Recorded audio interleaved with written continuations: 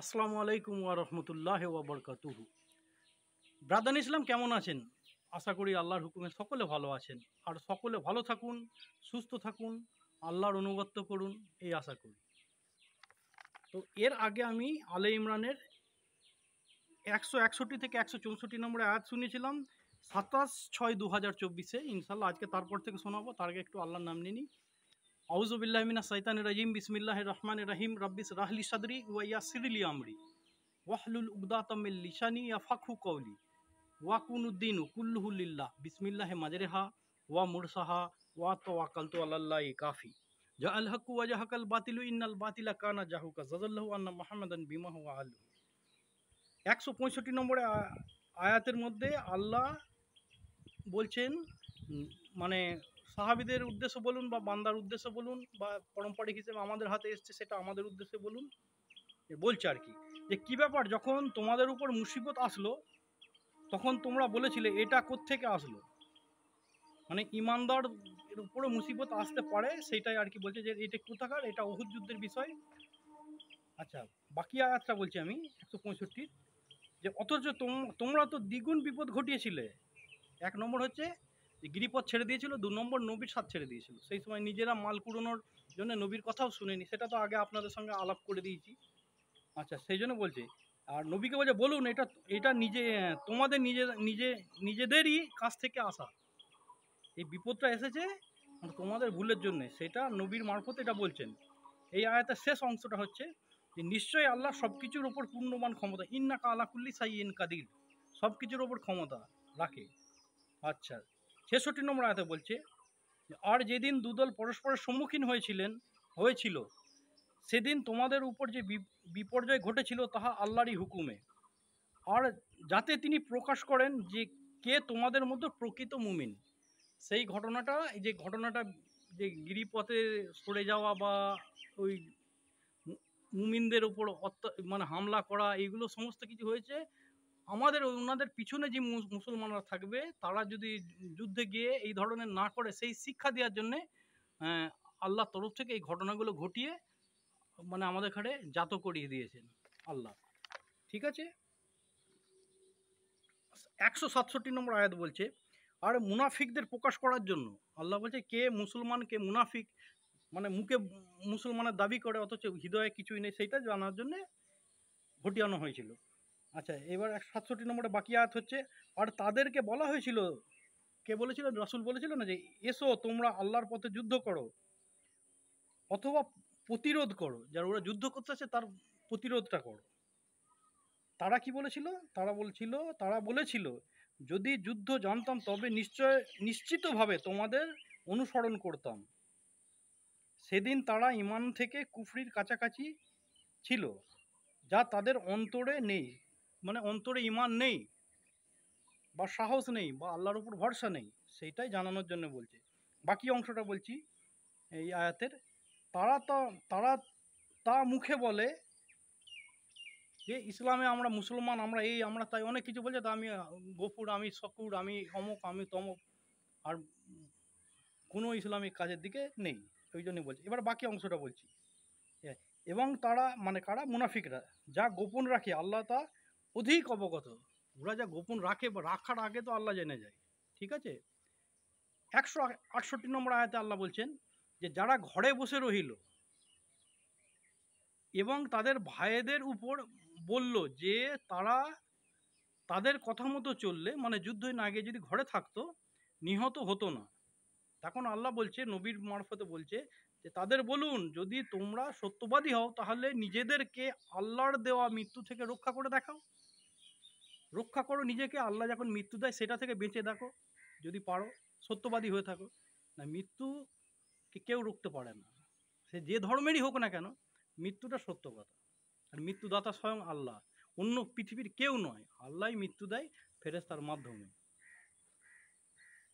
ঠিক আছে, 169 নম্বর আয়াত বলছে, আর যারা আল্লাহর পথে নিহত হয়েছে, আল্লাহর রাস্তায় যারা নিহত হয়েছে, শহীদ হয়েছে বা প্রতিরোধ করতে গিয়ে যারা মরেছে বা এমনি মুসলমান হওয়ার জন্য যারা মরছে, মাউলিচিং হচ্ছে তো রোজ ভারতবর্ষে, মহল এমন করে দিয়েছে, একটা পার্টির রাজনেতা, মূর্খ রাজনেতা, তার রাজত্ব করার জন্যে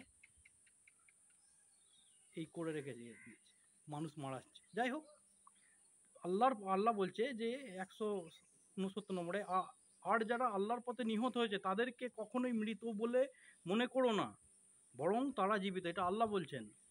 তাদের রবের কাছ থেকে তারা জীবিকা প্রাপ্ত, অর্থাৎ কবরে তারা খেতে পায়। এটা তার ইয়েটা হচ্ছে তফসিরে, যে তারা জীবিতও থাকে এবং তারা খেতেও পায়। এবার আল্লাহ কি খানা খাওয়ায় সেটা আল্লাহর বিষয়, জান্নাতি খানা খাওয়ায়। ঠিক আছে। 170 নম্বর আয়াত, আল্লাহ নিজ অনুগ্রহে তাদেরকে, মানে কবরে যারা আল্লাহর পথে হয়েছে তাদের কাছে বলছে, তাদেরকে যা দিয়েছে তাহাতে তারা আনন্দিত, এবং তাহাদের পিছনে যারা এখনো তাহাদের সাথে মিলিত হয়নি তাদের জন্য আনন্দ প্রকাশ করে, যে তাদের কোনো ভয় নেই এবং তারা চিন্তিতও নয়। কাদের জন্য? মানে যারা শহীদ হয়ে গেছে তারা কবরের মধ্যে এইটুকুন চিন্তা করে যে যদি কেউ আল্লাহর রাস্তায় শহীদ হয় তাদের কোনো ভয়ও নেই, তাদের কোনো চিন্তাও নেই, সেই আনন্দ প্রকাশ করে তারা যারা শহীদ হয়ে গেছে কবরের মধ্যে গিয়ে। ঠিক আছে। পরবর্তী গাজীদের জন্য, গাজী মানে হচ্ছে ইসলামিক যোদ্ধাই দেখার গাজী বলা হয়। যেমন পান্ডুয়ার একটা জায়গা আছে, তো সেটা হচ্ছে মহানাদের ওখানে একটা, মানে এই গাজীর মাজার আছে, বলে কাজী মনতালা, অ্যাকচুয়ালি কাজী মনতালা ওটা যে গাজী মনতালা। ঠিক আছে। আর একটা আছে পান্ডুয়া থানা থেকে একটুখানি আগে এরম ব্যাঁকে, বলে ঘোড়াগাছি তালা, ঘোড়াগাছি নয় ওটা, গাছি বলে কোনো নয়, ওটা গাজী। গাজী মানে যোদ্ধাই, আল্লাহর যোদ্ধায় করতে গিয়ে যে শহীদ হয়ে গেছে বা যুদ্ধ করার উদ্দেশ্যে বেরিয়েছে আল্লাহর ওয়াস্তে, তাকে গাজী বলা হয়। তো ওটা হবে গোড়া, ওনার নাম হবে গোড়া, গোড়া গাজী। নাম পাল্টে করে দিয়েছে ঘোড়াগাছি। যাই হোক, ওটা ছাড়ুন, ওটা কোনো ব্যাপার নয়, কিন্তু এটা হচ্ছে গোড়া গাজী হবে। ঠিক আছে। 171 নম্বর আয়াত বলছে, তারা আনন্দ প্রকাশ করে আল্লাহর নিয়ামত ও অনুগ্রহের জন্য, এবং এই জন্য যে আল্লাহ মুমিনদের শ্রমফল নষ্ট করে না, মুমিনদেরও করে না, কাফিরদেরও করে না। মুমিনরা যে নেকি কামায় সেই নেকি আল্লাহ পরিপূর্ণভাবে দিয়ে দেয়। সেই 13 বছর বয়স থেকে, কিছু 12 বছর বয়স থেকে যেদিন আপনার জোয়ান হয়ে যাচ্ছেন, কোন দিন জোয়ান হচ্ছেন সেটা যে ব্যক্তি জোয়ান হয় সেই জানে। থাকতে থাকতে একদিন আচমকা রাত্রিরে জানিয়ে দেবে যে তুমি জোয়ান হয়ে গেছো। কিরামিন কাতেবিন যেদিন কাঁধে পা দেবে, কদম রাখবে, সেদিন আপনার মানে বীর্য খনন হবে, মেয়ে ছেলেই হোক আর বেটা ছেলেই হোক। সেই দিন যেদিন প্রথম হবে সেদিন জেনে রেখে দেবেন যে আপনার কাঁধে লেখক এসে গেছে, উত্তম লেখক। কিরামিন মানে উত্তম, কাতেবিন মানে লেখক। মানে যে কিরামিন মানে নেক লেখক, কাতেবিন মানে খারাপ লেখক, এরকম নয়। কাতেবিন মানেই হচ্ছে লেখক। দুজনাই উত্তম লেখে, কোনো খারাপ জিনিস লেখে না। গুনাহ লিখলেও ভালোভাবে লেখে, আর এক্সট্রা কিছু লেখে না। আর যে নেকি লেখে সেও এক্সট্রা কিছু লিখতে পারে না, আল্লাহর হুকুমের এদিক ওদিক হয় না। ঠিক আছে। শ্রমফল নষ্ট করে না। 172 নম্বর আয়াত বলছে, জখম হওয়ার পর যারা আল্লাহ ও রসুলের ডাকে সাড়া দিয়েছে, মানে ফের কোনো সময় যুদ্ধের বিষয়ে যদি ডাক দিয়েছে তাদের বিষয়ে বলছে। 172 নম্বর আয়াত বলছে, জখম হওয়ার পর যারা আল্লাহ ও রসুলের ডাকে সাড়া দিয়েছে তাদের মধ্যে যারা সৎ কাজ করে এবং তাকওয়া অবলম্বন করে চলেছে তাদের জন্য মহা পুরস্কার। 1 নম্বর হচ্ছে আল্লাহর কাছে ক্ষমা, যে আল্লাহর যে নিয়ামত ভোগ করেছি তার হয়তো উপযুক্ত আমি ইবাদত করতে পারিনি, আল্লাহ তাই জন্য ক্ষমা করে দেবে। আর 2 নম্বর হচ্ছে মহা পুরস্কার, মানে একটা ওই, আর দ্বিতীয় নম্বরটা হচ্ছে আল্লাহর রহমে জান্নাত। 173 নম্বর আয়াত, এদেরকে লোকেরা বলেছিল, কাদের খাড়ে? যারা যুদ্ধে গিয়ে শহীদ হয়ে গেছে তাদের খাড়ে বলেছিল মন ভাঙানোর জন্য, কি বলেছিল? তোমাদের বিরুদ্ধে লোক জড়ো হয়েছে, কাজেই তোমরা তাদেরকে ভয় করো। কাদের খাড়ে? মক্কার কাফেররা যখন যুদ্ধ করতেছিল, অন্যজনের কান দেওয়ার জন্য বলেছিল যে তোমরা ওদের খাড়ে ভয় করো, ওদের এক এক দলভারী আছে এবং হাতিয়ার আছে, অনেক কিছু আছে, তোমাদের কাছে তো কিছু নেই, ওই জন্য তোমরা তাকে ভয় করে চলো। কিন্তু আল্লাহ কি বলছে এই আয়াতের মধ্যে 173-এ, কিন্তু এ কথাই তাদের ইমানকে আরো বাড়িয়ে দিয়েছিল। যারা কান ভাঙাতে এসেছিল তাদের কথা শুনে যারা ইমানদার ছিল তারা আরো ইমানকে বাড়িয়ে দিয়েছিল, মজবুত করেছিল। এবং কি বলেছিল? এবং তারা বলেছিল হাসবুনাল্লাহ ওয়া নি'মাল উকিল। ফের বলছি, হাসবুনাল্লাহ ওয়া নি'মাল উকিল। তার মানে আল্লাহ আমাদের জন্য যথেষ্ট এবং তিনি কত উত্তম কর্মবিধায়ক। ঠিক আছে। উকিল মানে হচ্ছে যে যে আমার হয়ে আমার কেস লড়ে, সে হচ্ছে এই কর্মবিধায়ক, ওকে বলে বাংলায়। তো আল্লাহ বলছে উকিল, ঠিক আছে? না আমায় কি কর্ম করব না করব সেটা সাজেশন আল্লাহ একদম উত্তমভাবেই দেবে। আমার কোনো ভুল হবে না আল্লাহর উপর ভরসা করলে। আর এই আয়াতটা এক ধরনের, মানে আপনি মনে করতে পারেন যে তাবিজ বা রক্ষা কবচ বা ঢাল বা আপনার হাতিয়ার। যখনই কোনো জায়গায় যাবেন তখন বলে যাবেন হাসবুনাল্লাহ ওয়া নি'মাল ওয়াকিল, ঠিক আছে? 174 নম্বর আয়াত বলছে, তারপর তারা আল্লাহর নিয়ামতে ও অনুগ্রহের সহ ফিরে এসেছিল। আল্লাহ নিয়ামতে যুদ্ধ করতে গেছিল, ফের তারা ফিরে এসেছিল। 174 নম্বর বাকি অংশটা বলছি, কোনো অনিষ্ট তাদেরকে স্পর্শ করেনি এবং আল্লাহ যাতে সন্তুষ্ট তারা তারই মানে অর্থাৎ আল্লাহরই শরীয়তের অনুসরণ করেছিল, আল্লাহরই অনুসরণ করেছিল এবং আল্লাহ মহা অনুসরণশীল, আল্লাহ মহা অনুগ্রহশীল, ঠিক আছে? আমার ভুল হয়ে গেছে, মাফ করবেন।